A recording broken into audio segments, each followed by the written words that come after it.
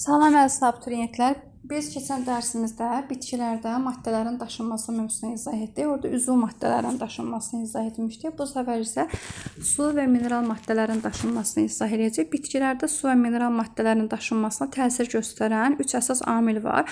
Burada təsir birinci yarpağın soruculuq qüvvəsidir, kök təzyiqidir və kapillyarlıq hadisəsidir. Bu təsir göstərən amilləri təsir mexanizminə görə sıralasaq, ən çox təsir göstərən yarpağın soruculuq qüvvəsidir, daha sonra kök təzyiqidir, ən sonda isə kapillyarlıq hadisəsidir. Kök təzyiqi nə deməkdir? Məsələn, bu bitkinin göstərək ki, məsələn, köküdür. Bu hissəsi köküdür. Bura isə torpaq hissəsidir. Kökdə osmotik təzyiq çox olmalıdır. Yəni torpaqdakı nisbətən. Yəni kökün osmotik təzyiqi torpağın osmotik təzyiqindən böyük olmalıdır. Hara getdi bu? Deyəm bunu tapım. Kökün osmotik təzyiqi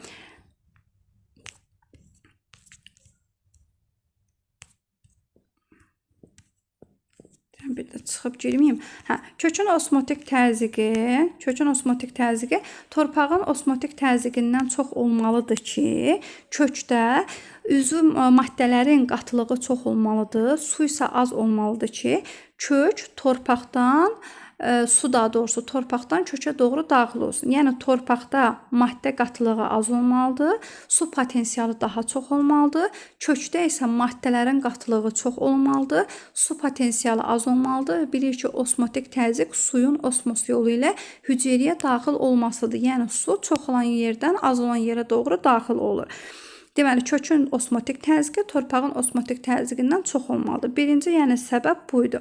Və yarpağın soruculuq qüvvəsi nə deməkdir? Biz bir ki, yarpaq buxarlanma nəticəsində su itirir. Yəni, yarpaq əgər su itirirsə, onda maddə qatılığı artır. Yəni, yarpaqdakı onda maddə qatılığı, yəni osmotik təzyiq, torpaqdakı osmotik təzyiqdən çox olur. Ümumiyyətlə, yarpağın və yaxud da ki, kökün osmotik təzyiqini torpaqdakı osmotik təzyiqlə müqayisə eləsək, torpaqdakı osmotik təzyiq həmişə aşağı olmalıdır ki, yəni su torpaqdan kökədir, yarpağa doğru hərəkət edə bilsin. Deməli, yarpaqda da yenə maddə qatılığı artdığına görə, su itkisi baş verdiyinə görə, su az olduğuna görə soruculuq qüvvəsi artır və su kökdən yarpağa doğru daxil olur. Və suyun da kökdən yarpağa daxil olması gördüyümüz ki, böyük bir, yəni uzun bir məsafədir də yolda. Və biz bilirik ki, su ksilem boruları vasitəsilə daşınır və yaxud da buna oduncaq boruları deyirik. Oduncaq boruları qeyd etdiyimiz kimi ölü hüceyrələrdən təşkil olunmuşdur və su molekulları arasında cazibə qüvvəsi var. Bu su molekulları ksilem borularının divarının səthinə yapışır və ksilem boruları ölü hüceyrələrdən təşkil olduğuna görə bu su molekullarına qarşı müqavimət göstərə bilmir. Və su molekulları ksilem borularının divar səthinə yapışaraq bir-birinə cazibə qüvvəsi nəticəsində onlar yarpağa doğru hərəkət edir. Kapillyarlıq hadisəsində burada baxsaq, görürük ki, şüşə borunun yəni diametrinə, en kəsiyinə baxsaq, burada bu şəkildə, bu hissədə daha enlidir. Amma bu bir şəkildə isə nisbətən borunun diametri daha azdır və damarın diametrindən, şüşə borunun diametrindən suyun qalxma hündürlüyünə baxsaq, suyun hündürlüyü, yəni borunun diametri nə qədər genişsə, su daha çox az qalxır. Amma burada isə diametri dar olduğuna görə su daha çox hündürlüyə qalxır. Amma bu ən az təsir göstərən amildir. Və biz gəldik ən axırda, bəs bu kökdən necə keçir? Yəni, hansı yollarla daşınır su və mineral duzlar? Bunlar apoplast və simplast yolla daşınır. Apoplast yol hüceyrələr arası boşluqdan keçir su. Simplast isə hüceyrədən hüceyrəyə keçir. Biz bilirik ki, ümumiyyətlə kökün nəyin vasitəsilə torpaqdan suyu solur? Əmci tellərinin vasitəsilə. Əmci tellər sorucu zonada yerləşir və cavan hüceyrələrin çıxıntısıdır. Çünki yaşlı hüceyrələr olarsa, yaşlı hüceyrələrin də divarı qalın olduğunu çıxıntı əmələ gətirə bilmir də. Deyirik ki, cavan hüceyrələrinin çıxıntısıdır əmci tellər və əmci tellərin görüşü dib hissəsində kökün dərici hüceyrələri yerləşir. Buna biz epidermis də deyirik və sonra kökün qabıq hüceyrələri gəlir. Buna korteks qatı deyirik və endoderma isə artıq daxil hissəsidir. Endodermaya da baxsaq, bu hissədə kökün ksilem boruları və floem boruları yerləşir.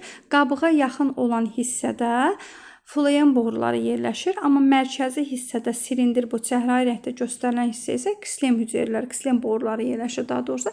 Apoplast yolla daşınmanı simplast yolla daşınma ilə müqayisə eləsək, apoplastda hüceyrələr arası boşluqdan keçdiyinə görə bu daha sürətli olur. Amma simplastda isə hüceyrədən hüceyrə keçdiyinə görə nisbətən daha yavaş sürətli olur və bunlar bir hüceyrədən digər hüceyrəyə daşındığına görə və hüceyrələrin membranlarından keçdiyinə görə membranlar seçicilik xüsusiyyətinə malik olduğuna görə, yəni hər maddə rahatlıqla keçə bilmir, yəni seçicilik xüsusiyyətinə malikdir.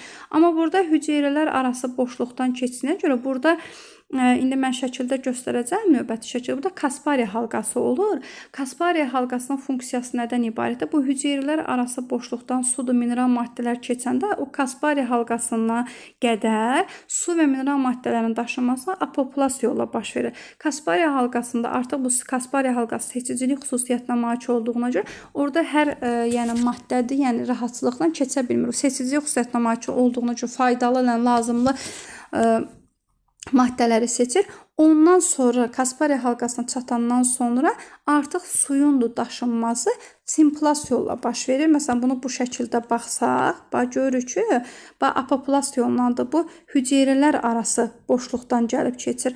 Daha sonra burada çəhrayı rəngdə göstərilən Kaspari halqasıdır. Kaspari halqasına gəlib keçdikdən sonra mavi oxlara fikir versə, artıq simplast yolla keçir. Hüceyrədən hüceyrəyə keçməyə başlayır.